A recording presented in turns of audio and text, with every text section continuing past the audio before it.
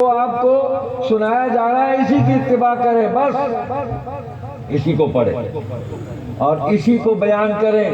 اس کو بیان کرنے کی صلاحیت وہ بھی ہم آپ کو عطا کریں گے کہ اس آیت کا معنی کیا ہے، مطلب کیا ہے، مفہوم کیا ہے، کیوں نازل کی، اس پر کیسے عمل کرنا ہے، یہ بھی ہم بتائیں گے۔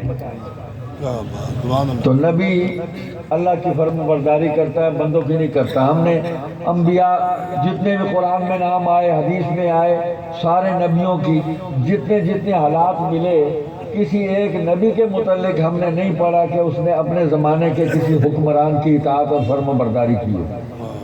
ایک نبی نے بھی اس نے کہا میں اللہ کی طرف سے آیا ہوں، اللہ نے مبعوث کیا، اللہ کا حکم سنانے آیا ہوں، تم سب اللہ کے حکم سے میری اطاعت کرو۔ وما ارسلنا من رسول الا لیطاع باذن اللہ۔ ہر رسول کو ہم نے اس لیے بھیجا کہ ہمارے حکم سے اس کی اطاعت کرو، یہ اللہ کا حکم ہے۔ تیسرا ذریعہ، یہ قرآن کس کو سنایا؟ کس کو سنایا؟ حضور علیہ السلام نے صحابہ کو سنایا۔ تو دین ملنے کا تیسرا ذریعہ صحابہ ہے، اور صحابہ بھی امین ہیں، امین بھی ہیں، محفوظ بھی ہیں۔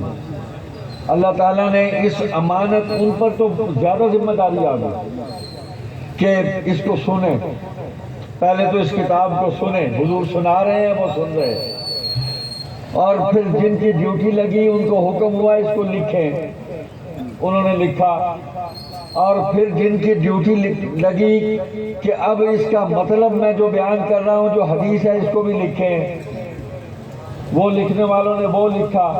پھر حکم ہوا اب اس قرآن کو بھی بیان کرو، اس حدیث کو بھی بیان کرو، جو مجھ سے سن رہے ہو اس کو بیان کرو، اور جو مجھے کرتا ہوا دیکھتے ہو اس پر عمل کرو۔ صحابہ نے جو سنا بیان کیا، جو عمل کرتے دیکھا اس پر عمل کر کے دکھایا، اور امت تک قرآن بھی پہنچایا، حدیث بھی پہنچائی، سنت بھی پہنچائی۔